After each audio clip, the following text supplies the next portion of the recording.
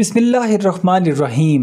ناظرین محترم، کیا آپ جانتے ہیں کہ وہ شخصیت جسے اسلام کے سب سے عظیم جرنیلوں میں شمار کیا جاتا ہے، وہ جو کبھی اسلام کے سب سے بڑے دشمن تھے لیکن بعد میں اسلام کے شیر اور اللہ کی تلوار بن گئے؟ جی ہاں، میں بات کر رہا ہوں سیف اللہ حضرت خالد بن ولید رضی اللہ تعالیٰ عنہ کی۔ آج کی اس ویڈیو میں ہم ان کی زندگی کے ایک ایسے عظیم واقعے کا ذکر کریں گے کہ جس نے تاریخ کا رخ بدل دیا۔ وہ واقعہ ہے جنگ موتا کا، جہاں مسلمان 3000 تھے اور رومی فوج 2 لاکھ کے قریب، لیکن میدان میں جو کچھ ہوا وہ تاریخ میں سنہری حروف سے لکھا گیا۔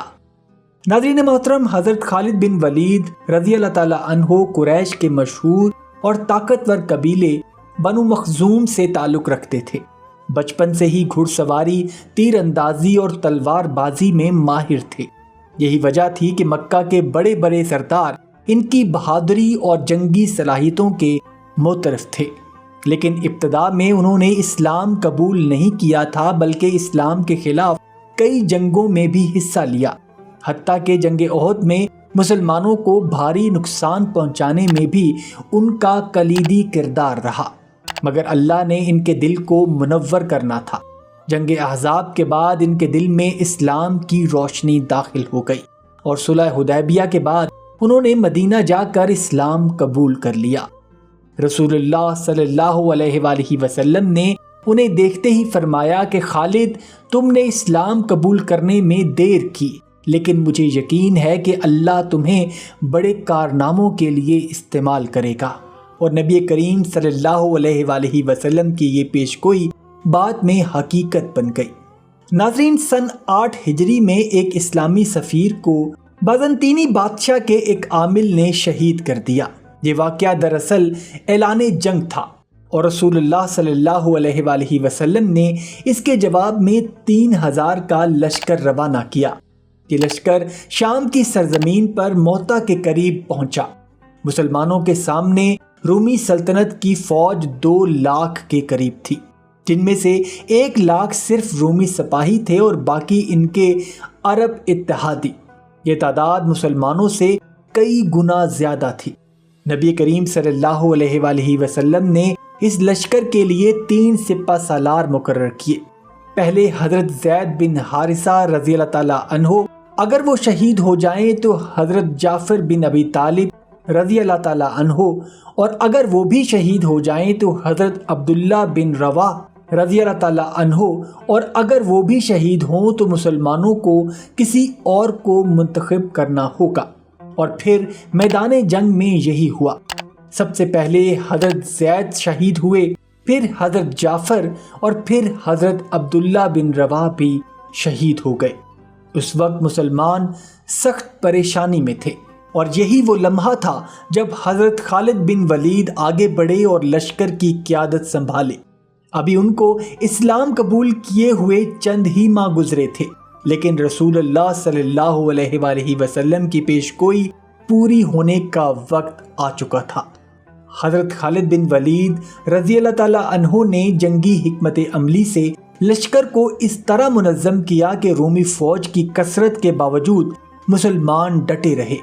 انہوں نے دن بھر دشمنوں کو مختلف حربوں سے الجھائے رکھا، اور رات کو انہوں نے لشکر کی ترتیب بدل دی۔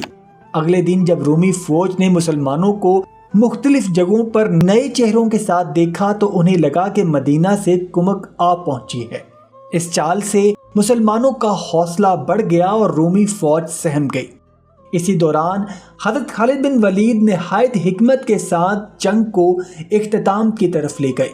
آپ نے لڑتے ہوئے اس دن اپنی تلواریں توڑ ڈالیں، اور روایت ہے کہ ان کے ہاتھ میں 9 تلواریں ٹوٹی، اور آخر میں ایک یمنی تلوار سے لڑتے رہے۔ اسی لیے رسول اللہ صلی اللہ علیہ وآلہ وسلم نے بعد میں انہیں سیف اللہ یعنی اللہ کی نکالی ہوئی تلوار کا لقب عطا کیا۔ مدینہ میں رسول اللہ صلی اللہ علیہ وآلہ وسلم نے اس جنگ کا منظر روحانی طور پر اپنی آنکھوں کے سامنے دیکھا۔ آپ صلی اللہ علیہ وآلہ وسلم نے صحابہ کرام کو بتایا کہ زید نے جھنڈا اٹھایا اور وہ شہید ہو گئے۔ پھر جعفر نے جھنڈا تھاما اور وہ بھی شہید ہو گئے۔ پھر ابن رواح نے پرچم لیا اور وہ بھی شہید ہو گئے۔ اب جھنڈا اللہ کی تلوار نے پکڑ لیا ہے اور اللہ نے مسلمانوں کو فتح عطا کی ہے۔ یہ سن کر مدینہ کے مسلمانوں کو اطمینان ہوا کہ اگرچہ جانی نقصان تو ہوا لیکن لشکر بچ گیا اور دشمن کو شکست کا سامنا کرنا پڑا۔ ناظرین، سوچنے کی بات ہے کہ حضرت خالد بن ولید رضی اللہ تعالیٰ عنہ نے اسلام قبول کرنے کے بعد کتنی جلدی وہ مقام حاصل کیا کہ رسول اللہ صلی اللہ علیہ وآلہ وسلم نے انہیں اللہ کی تلوار قرار دیا۔ ان کی بہادری اور حکمت عملی نے مسلمانوں کو بارہا فتح دلائی۔ یہ واقعہ ہمیں یہ سبق دیتا ہے کہ اللہ جس کسی کو اپنے دین کی خدمت کے لیے منتخب کر لیتا ہے تو اس کے ماضی کی تمام کمزوریاں، تمام تاخیر اور تمام غلطیاں مٹ جاتی ہیں۔ حضرت خالد بن ولید رضی اللہ تعالیٰ عنہ کبھی اسلام مخالف تھے، لیکن ایمان لانے کے بعد وہ اسلام کے سب سے بڑے محافظ بن گئے۔ سبحان اللہ۔ امید کرتا ہوں ناظرین آج کی ویڈیو آپ کو پسند آئی ہوگی۔ اگر ویڈیو پسند آئی ہے تو ویڈیو کو لائک اور شیئر ضرور کیجیے گا، اور جاتے جاتے چینل کو سبسکرائب کر کے ہماری حوصلہ افزائی بھی کر دیجیے۔ اپنا اور اپنے گھر والوں کا بہت سا خیال رکھیے گا۔